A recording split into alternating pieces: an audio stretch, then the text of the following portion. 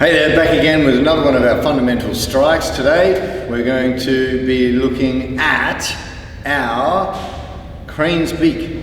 So I'm going to try and get as close as I can to the camera to show you the crane's beak. So the crane's beak is used by striking with all 5 fingers at once. How do we do that? I tell my students in class to practice picking up spaghetti. So you imagine picking up a strand of spaghetti out of a bowl and trying to grab the end of it with all 5 fingers. Most people, when they try and make a crane's beak to start with, they kind of get a bit duckish, so they kind of make a duck bill like this. What you want is to have all 5 fingers equally distributed around in a circle like that. So you get that. I like to feel like I'm picking up that piece of spaghetti. So open the fingers and then try and draw the fingers closed on that piece of spaghetti. Yeah? So if you want to practice this at home, what you do is you boil up a pot of spaghetti, make sure it cools down first, and then you put it in a bowl, okay? And then you pick up one piece of spaghetti, you have a second bowl over here, and you put the strand of spaghetti in the bowl.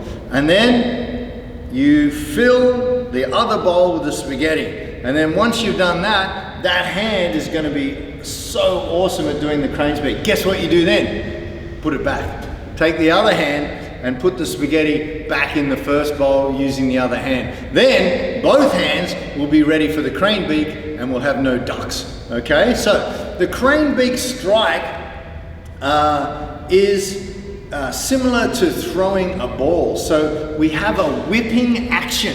So if I was to turn to the side and I was to throw a ball, you see I draw my hand back and I throw the ball. And what I do when I throw a ball, with my right hand at least, because that's my good hand, is I flick and throw and I point my fingers in the direction that I want that ball to go. So a crane's beak is just the same, especially when we're striking high with it. It's similar when we strike low, the action is a little different. But we want to feel like we have a whip in our strike. Does that make sense? A whipping action. So I'll show you that from the side.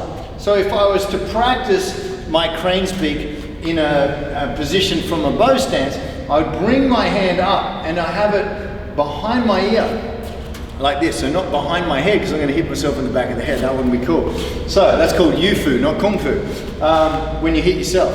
So I want you to make that hand come back behind you, and then when you throw it forward is when you draw it backwards is where you make that spaghetti motion, where you pick up the spaghetti, you see? I draw it back and I make the spaghetti. My fists and fingers aren't tight yet though, they're still loose.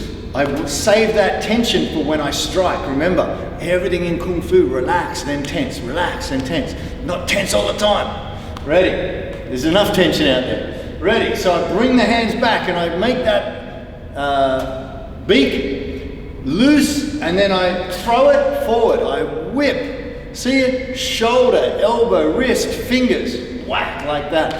So if you're a junior or a little tiger out there, I want you to focus on the fundamentals, getting the crane's beak right, looking at the wrist and how the wrist moves and how you can hit like a bird, like that. So you're pecking, right? For the adults and senior students, teens and more senior juniors, I want you to have a look at that elbow, shoulder, wrist, which creates that flicking action.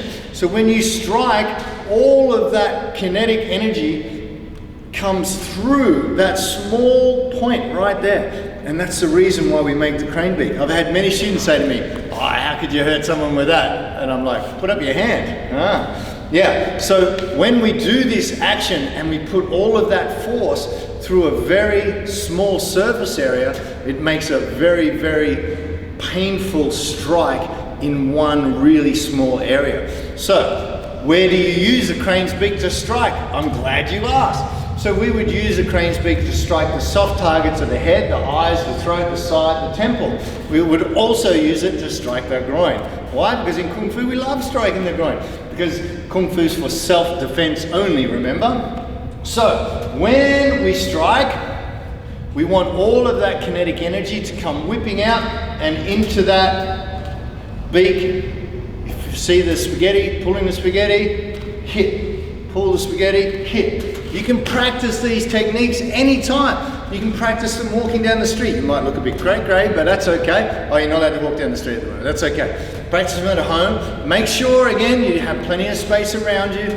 Do it on the left hand. The left hand's a bit Gumby, isn't it? Unless you're left-handed. But the great thing about Kung Fu is it makes you ambidextrous. If you don't know what ambidextrous is, ask your mum. If she doesn't know what it means, look it up on Google. Ready? Bring the hand back. Boom. Boom. For the adults out there, if you don't know what it is, look it up on Google. Ambidextrous.